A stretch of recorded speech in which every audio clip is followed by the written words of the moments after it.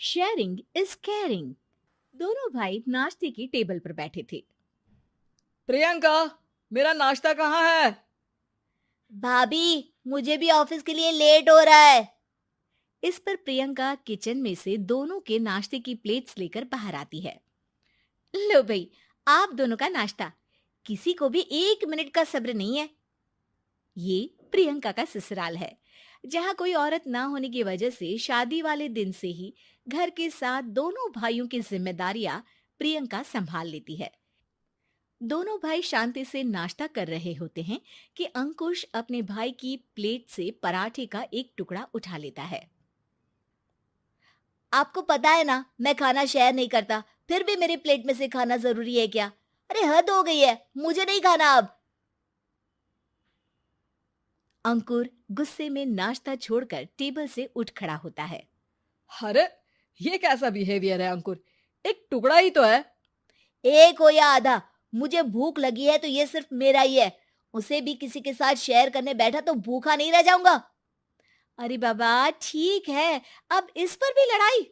दूसरा बना देती हूँ, पर प्लीज ऐसे खाना बीच में छोड़कर मत जाओ। इससे अन्न का अपमान होता है। ओ प्लीज भाभी, ऐसी कोई चीज होती ही नहीं है। आपके पास पैसे हैं, खरीदो और खाओ। अगर नहीं खाया जाए तो फेंक दो। अरे दुनिया में सब यही करते हैं। अंकुर बैग उठाकर ऑफिस के लिए चला जाता है, जिसके पीछे उसका बड़ा भाई मायूस सा घर में खड़ा रह जाता है।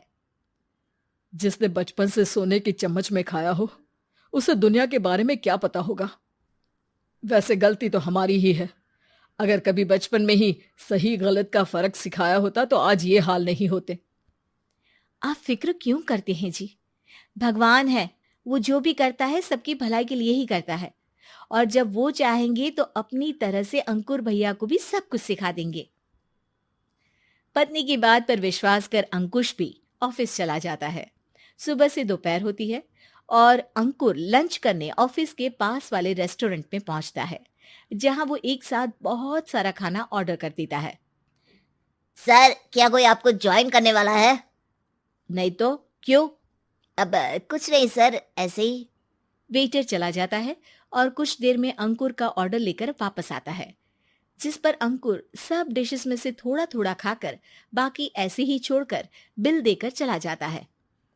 वाह भगवान, तेरी माया। कहीं कोई एक एक टुकड़े के लिए तरसता रहता है और ये 5 लोगों का खाना ऑर्डर करके एक का भी पूरा नहीं खाते। पैसे वालों की माया। वेटर टेबल साफ कर बचा हुआ सारा खाना लेकर रेस्टोरेंट के पीछे घूम रहे बच्चों के पास पहुंच जाता है, जिसे देख बच्चों के चेहरे खिल उठते हैं। वाह, आज इतना सारा खाना आया। थैंक यू भैया।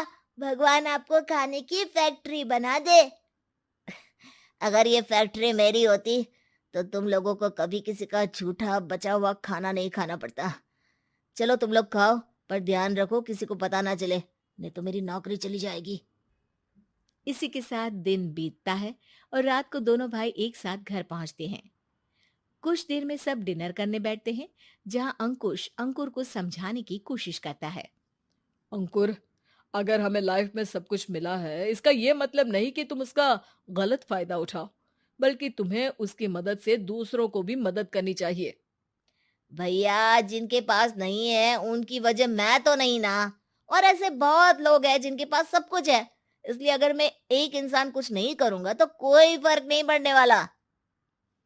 तुम्हारे भैया बस एक चीज समझाना चाहते हैं कि जिस चीज की हमारे पास कमी नहीं है, उसे बर्बाद करने से अच्छा है कि लोगों के साथ शेयर करें। इससे हम सिर्फ सामान नहीं, खुशियां भी बांटते हैं, और इसमें तुम्हारा ज्यादा कुछ तो जाएगा नहीं। भैया भाभी की बात सुन अंकुर कुछ बोले बिना उठकर चला जाता है। इसी तरह दिन बीतते रहते हैं, जिसमें अंकुश और प्रियंका कोशिश तो बहुत करते हैं, पर अंकुर पर किसी भी चीज का कोई असर नहीं पड़ता। एक दोपहर अंकुर सैंडविच खाते हुए सड़क के किनारे चल रहा होता है। तभी उसकी नजर आइसक्रीम वाले पर पड़ती है और वो सैंडविच सड़क किनारे फेंक आइसक्रीम खरीदने पहुंच जाता है। अब इसे कहते हैं जिंदगी का सुख। जैसे ही अंकुर आइसक्रीम लेकर पीछे मुड़ता है, तो एक आदमी को सड़क से वही सैंडविच उठाते हुए देखता है। वो आदमी बहुत कमजोर, गरीब, जैसे बहुत दिनों से खाना ना खाया हो वैसा लग रहा था। अंकुर उसके पास जाकर खड़ा हो जाता है। उसे देखकर आदमी सैंडविच अंकुर की तरफ कर देता है। आपको भी खाना है क्या? क्या हम इसे आधा आधा कर ले? मुझे बहुत भूख लगी है। वो मेरा ही झूठा सैंडविच है। तुम दूसरा खरीद कर क्यों नहीं खा लेते? इसे क्यों खा रहे हो? अरे भैया, अगर खरीदने के पैसे होते तो 4 दिन से भूखा नहीं घूम रहा होता। हैं? क्या? तुमने 4 दिन से कुछ नहीं खाया, फिर भी इस आधे सैंडविच को मेरे साथ बांटने के लिए तैयार हो गए? क्यों? अरे भैया, पैसा नहीं है तो क्या हुआ, इंसानियत आज भी उतनी महंगी नहीं हुई, और ना ही उस पर अमीर गरीब का टैग लगा है जो हम उसे रख ना सके। पर अफसोस, आजकल लोगों के अंदर पोषण, खून या विटामिन से ज्यादा इंसानियत की कमी होने लगी है। आदमी की बातों से अंकुर को समझ में आ जाता है कि वो आज तक कितना गलत काम करता आ रहा था। इसके बाद से वो अपनी किसी